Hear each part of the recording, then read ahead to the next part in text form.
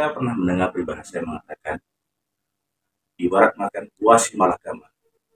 Tadi makan mati ibu, makan mati ayah. Di dalam kehidupan sehari-hari, kita sering mengalami suatu situasi yang sangat sulit, sehingga kita bingung mengambil suatu keputusan. Contohnya, berapa hari yang lalu, dalam bacaan 1 Raja-Raja 3, bab 16-28, mengisahkan bagaimana seorang raja dihadapi dengan dua seorang ibu yang sama-sama mengakui itu anaknya. Dengan situasi sulit, raja tersebut mengambil suatu keputusan. Diambilnya pedang, mau dibunuhnya anak itu dibagi dua, supaya sama-sama dapat. Namun, ibu kandung tersebut mengatakan kepada raja, biarlah anak itu diberikan kepada ibu yang lain, jangan dibelah. Dengan tanda-tanda itu, raja akhirnya mengambil suatu keputusan bahwasanya ibu kandung dari anak tersebut ialah anak ibu yang berbelas kasih.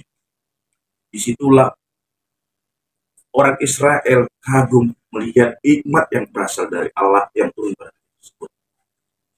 Hikmat Allah itu terkadang tidak turun langsung blek kita. Bagaimana kita bisa menerima hikmat Allah tersebut? Maka ada beberapa, menurut refleksi saya, hikmat Allah bisa turun. Itu yang pertama, kita harus memberikan waktu keintiman kepada Tuhan. Apa saja waktu keintiman itu yang kita berikan kepada Tuhan? Yang pertama, kita memberikan waktu berdoa. Berdoa secara iman, kita meyakini sebagai alat komunikasi kita ke Tuhan. Yesus sendiri dalam Sakratul Mautnya mengambil satu keputusan. Dia pergi ke gunung, pergi ke tempat sunyi untuk berdoa. Terjadilah padaku menurut kehendak-Mu, bukan kehendak-Ku yang terjadi. Itu yang dilakukan Yesus. Kita diajarkan bagaimana kita juga harus memberikan waktu berdoa. Berdoa, bisa kita berdoa secara berkeluarga, doa pribadi, doa sebagai kita umat. Itu satu. Yang kedua, membaca kitab suci. Paus Hieronymus keempat yang menjadi cikal bakal atau yang menjadi awal dikatakan bulan September ini bulan kitab suci, mengatakan tidak membaca kitab suci tidak mengenal apa. Kitab suci yang kita imani itu sebagai kitab yang memberikan teladan dalam hidup kita.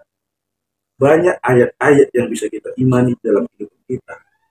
Ketika kita membaca kitab suci, kita bisa merasakan, bisa meneladani bagaimana Yesus. Persoalan-persoalan hidup kita, ketika kita membaca kitab suci, kita bisa berpikir tenang. Lalu, berikan waktu kita untuk merenungkan, bermeditasi. Lewat meditasi, lewat merenungkan, kita bisa mengambil suatu keputusan. Santa Maria, Bunda Allah. Ketika ada suatu situasi yang sulit, dikatakan malaikat Gabriel, dia hamil. Dia mengalami suatu pergelutan. Namun, secara iman, dia mengambil suatu keputusan. Terjadilah padaku menurut Bapak, Ibu, serta saudara sekalian. Lewat baca dari kitab 1 Raja-Raja 3 ayat 6-28. Kita diajar bagaimana kita dapat ambil hikmat Allah.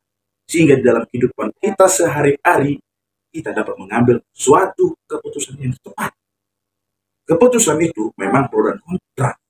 Namun, ketika kita melihat tanda-tanda dari Allah, kita mengambil keputusan bisa. Maka, Bapak dan Ibu serta saudara-saudara sekalian, mari kita ciptakan waktu intiman kita sama Tuhan, sehingga kita dapat melihat tanda-tanda Allah, sehingga di dalam situasi yang sangat sulit di dalam keluarga kita, di dalam kegiatan kita, di dalam kehidupan kita, kita dapat mengambil keputusan yang tepat, yang berasal dari Allah. Semoga Tuhan Yesus memberkati. Terima kasih.